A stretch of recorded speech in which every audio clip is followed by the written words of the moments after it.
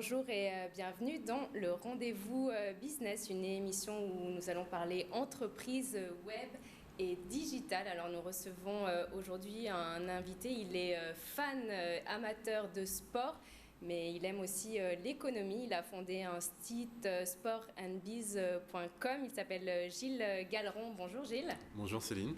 Bienvenue sur le plateau. Merci de l'invitation. Merci d'être avec nous. Alors Gilles, sportandbiz.com, c'est donc un site au carrefour de l'économie et du sport. Alors pourquoi cet intérêt pour ce qu'on appelle aujourd'hui le sport business? Très bien. Donc le site, il part d'un constat. Je suis fan de sport, j'ai pratiqué beaucoup de sport aux Antilles, notamment pas mal d'arts martiaux, du basket. Je suis parti faire mes études, donc des études dans les achats internationaux, donc axé business. Et dans le paysage français, le paysage médiatique, je trouvais que les médias qui parlent de sport, et quand on parlait de business, donc c'était un point de vue assez péjoratif.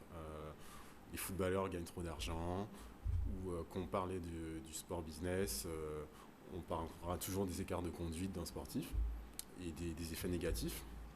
Donc moi j'aime bien aussi l'aspect entrepreneurial. Donc je me suis basé un peu sur des sites américains qui parlent vraiment de l'industrie du sport, de toutes les coulisses, donc des contrats qui sont générés, donc de la stratégie qui est mise en place par les marques, par des entrepreneurs dans le sport. Donc j'ai décidé de créer le site à partir de ça pour parler de sport et de business. Donc l'argent dans le sport, ce n'est pas que tabou. Donc Sport Biz a été fondé en quelle année? En janvier 2014. Et aujourd'hui, le site concernant l'audience, vous êtes à combien de clics par jour? Je dirais plutôt par mois, ça tourne entre 20 et 30 000 visites mensuelles. Donc aujourd'hui, il y a des partenariats avec des sites comme Yahoo Sport, comme Eurosport et Dailymotion pour le côté vidéo. Alors justement, ce secteur du sport business, j'imagine qu'il se développe très rapidement. Quelles sont un petit peu les différentes facettes qu'on rencontre dans ce secteur? Donc je dirais qu'il y a 5 catégories entre guillemets. Donc déjà la partie sportif, donc les hommes qui sont sur le terrain. Après la partie équipementier, donc toutes les marques qui accompagnent ces sportifs. Il y a également la partie événementielle, les événements sportifs, donc par exemple le Super Bowl, la Coupe du Monde, toutes ces choses-là. La partie droit TV, médias, qui génère beaucoup d'argent. Et je me trouve. Et donc c'est bien au-delà du sponsoring en fait. Oui, voilà. Il y a beaucoup d'autres secteurs qui sont touchés. Alors Gilles Galleron, comment vous qui rencontrez, il faut le dire, de nombreux sportifs de haut niveau, originaires des Antilles, mais pas seulement, comment se gère un petit peu cet aspect business chez les athlètes? Parce que quand même l'objectif c'est qu'ils se concentrent sur leurs performances et leurs résultats. Alors est-ce qu'ils font appel à d'autres compétences, à des agents? Quels sont un petit peu les cas de figure pour ces sportifs? Je dirais qu'il y a 2 cas de figure, donc on connaît beaucoup les agents classiques, donc qui vont gérer la partie contractuelle entre les sportifs et leur club. Il y a une nouvelle catégorie d'agents qui apparaît, donc ce sont les agents d'image, qui vont gérer l'image des sportifs, donc leur partie communication, les interviews qu'ils vont donner, les relations presse, mais également la partie sponsoring avec des annonceurs. Pas les clubs, puisque pour traiter avec les clubs, il faut une licence délivrée par les différentes ligues. Donc ces agents peuvent opérer sans licence pour traiter directement avec les sponsors. Donc les athlètes s'entourent, ils ne font pas ça Oui. tout seuls. Justement, on parlait d'agents d'image. Alors, il y a une interview très intéressante sur sportandbiz.com que je recommande à tout le monde. C'est celle de Franck Richard. Alors, il est agent d'image de Blaise Matuidi. Alors, ceux qui ne sont pas fans de foot, il faut nous rappeler où est-ce qu'il joue, Blaise Matuidi. Ouais. Il joue au Paris Saint-Germain, donc milieu défensif et également milieu de l'équipe de France. Alors justement, Franck Richard, c'est son agent d'image. Alors son rôle, c'est quoi exactement? Donc comme je l'indiquais, donc son rôle c'est de gérer l'image, sublimer l'image de Blaise Matuidi. Donc que son image soit positive, donc en termes de communication, que ce soit dans les interviews qu'il va donner hors football, puisque la partie football souvent c'est le club qui s'en charge. Donc pour des magazines de mode, des magazines de décoration, des magazines de voitures, tout ce que vous voulez. Il essaie de gérer l'image de Blaise en fonction de ses centres d'intérêt et de sa personnalité. Donc il s'occupe de tout ça, c'est lui en fait qu'on va contacter, qu'une marque va contacter si elle veut nouer un partenariat avec Blaise Matuidi. Donc il va en discuter avec Blaise, voir ce qui est le plus intéressant, le plus positif pour lui en termes d'image. Donc c'est vraiment lui qui va s'occuper aussi. Au début, il s'occupait des réseaux sociaux de Blaise, donc Facebook, Twitter, son site internet également. Mais maintenant, les joueurs prennent beaucoup plus la main sur leur communication sur les réseaux sociaux. Alors Gilles, justement, on parlait réseaux sociaux. On sait que de très nombreux footballeurs, mais aussi nageurs, rugbymen, enfin ils ont tous leur page Facebook, leur compte Twitter. Est-ce qu'aujourd'hui, un athlète de haut niveau peut faire sans les réseaux sociaux? Est-ce que ça serait dangereux? Est-ce que ça serait une erreur de pas communiquer à travers ce biais en fait? Tout va dépendre de l'athlète. Vous avez des athlètes qui se sont mis très tard, comme Kobe Bryant, la star des Los Angeles Lakers, qui était anti-réseau social. Un petit peu réticent. Voilà. Et il s'y est mis par obligation finalement Un peu par obligation. Maintenant, souvent, les marques imposent, incitent fortement les sportifs à communiquer sur les réseaux sociaux.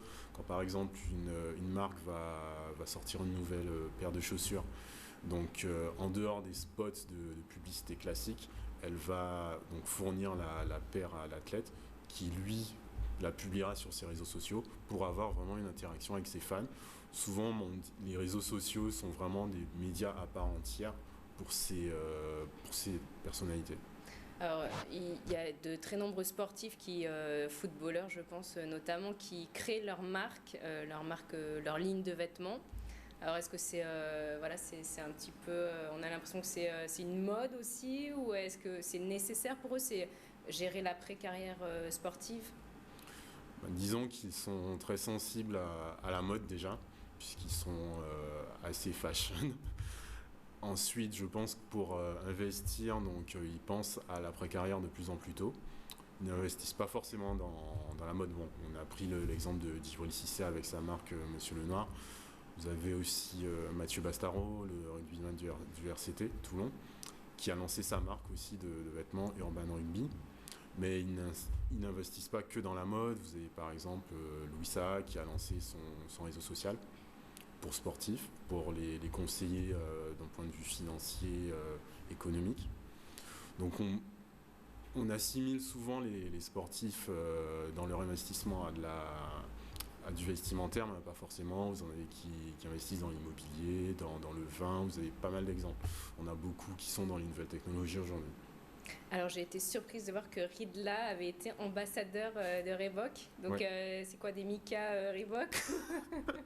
Je ne sais pas, non. Il y a un moment donné où il portait les couleurs de... Oui, je ne sais pas si le contrat est toujours d'actualité. En fait, j'ai trouvé ça assez étonnant, que je voyais souvent Ridla dans ses clips avec des articles Reebok. Je me suis dit c'est bizarre, il doit y avoir quelque chose.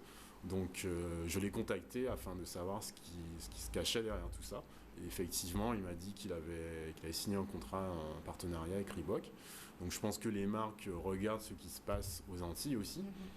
Je vois que c'est quelqu'un d'assez populaire sur les réseaux sociaux, sur les vidéos virales. Il a beaucoup de vues. Donc elles ont jugé ça pertinent de le contacter et d'être représenté par lui. Alors Gilles, qu'est-ce que vous répondez aux personnes, et elles sont nombreuses, qui prétendent qu'il y a bien trop d'argent dans le football, avec des salaires, on le sait, assez extravagants parfois? C'est un sujet assez polémique, mais à mon sens, si ces joueurs sont payés de telles sommes, c'est qu'elles ne l'ont pas volé d'une part, et ensuite elles le méritent. Parce que je pense que quand un joueur gagne 100 000 euros par mois, il doit rapporter au moins 5 fois ce salaire à son club. Donc ça se voit sur le terrain. Après, tout ce qui est droit TV, le merchandising, ce sont des maillots qui vont se vendre, ce sont des gens qui vont venir au stade pour voir ces personnes. Donc je pense que c'est légitime, c'est vraiment un business. Si on vous donne une somme d'argent, ce que vous rapportez, il y a un retour sur investissement qui est fait. Alors Gilles, j'ai une question bonus parmi toutes les interviews que vous avez réalisées pour sportandbiz.com. Je le rappelle, le site au carrefour du sport et du business. Est-ce qu'il y a un ou deux souvenirs particulièrement marquants? Il y en a une, c'était l'interview de Pierre Ménès, le Pierrot le journaliste. foot. Voilà, Pierrot de Canal+. Donc c'est quelqu'un qui a une vision publique assez vraiment polémique. Il y a beaucoup de gens qui ne l'aiment pas. Mais je l'ai rencontré à plusieurs reprises, on a fait son interview. C'était quelqu'un qui est vraiment, pour moi, qui est au contraire de l'image qu'il renvoie. C'est quelqu'un de calme, de rigolo, qui aime rigoler, qui est vraiment très, très sympathique, qui aime discuter avec les jeunes, qui aime mettre les jeunes en avant. C'est vrai qu'on le sait assez corrosif parfois Ouais. sur les plateaux. Et aussi dans son rôle de titiller un petit peu l'actualité sportive. Il dit justement que c'est pas un rôle, il n'est pas dans la demi-mesure. Il est entier. Oui, voilà. Donc s'il aime quelqu'un, on le saura. Et s'il ne l'aime pas, on le saura également. Donc il est pas faux, il reste lui-même. Bon, après, ça reste quand même aussi un personnage. Il est différent des animateurs télé habituels. Et je pense que c'est pour ça que Canal+ l'a recruté. Alors Gilles, le prochain papier interview en exclu qu'on va retrouver sur Sport & Biz? Je vais vous en donner deux. Donc, comme je disais, Louis Saha, donc l'ancien international français. Qui était en Guadeloupe il y a quelques semaines. Ouais, qui a fait qui a fait un match avec le CSM. Avec le CSM, exactement. Voilà, qui a monté son réseau social destiné aux sportifs professionnels pour les aider, comme je disais, sur les investissements, que ce soit financiers, immobiliers, juridiques, aussi médical quand le sportif cherche un médecin, un ostéopathe. Donc c'est une communauté de sportifs qui fait de la recommandation entre elles, qui aide aussi également les ligues pour établir des contrats. On sait que c'est assez compliqué, ils ont des contrats types qui fournissent aux ligues et après qui sont personnalisables. Donc il y a cette interview. Il y a celle aussi de Mathieu Bastaro qui a monté sa marque de rugby. Sa marque de vêtements, sa marque de vêtements, Urban Rugby, donc une marque urbaine. Pour les fans de rugby, on sait que le rugby a une image assez élitiste. Donc les marques qu'on connaît, donc Eden Park, Serge Blanco, donc, qui ont plutôt une cible élitiste, pas très jeune. Lui, il est jeune, donc il a décidé de se lancer sur ce créneau. Donc voilà pour les deux exclusivités. Ok, ben voilà, on a déjà envie d'aller cliquer sur Sport & Biz. On rappelle donc l'adresse internet de Sport & Biz. www.sportandbiz.com. Sur Twitter, Facebook aussi. Facebook, Twitter, Instagram. Donc Sport & Biz, donc SPORTNBI2Z sur les réseaux sociaux et sur le site. Voilà. Eh bien, merci Gilles Galeron d'avoir été avec nous. Merci à vous. C'est la fin de ce rendez-vous business. On vous retrouve pour un prochain numéro. Merci, à bientôt.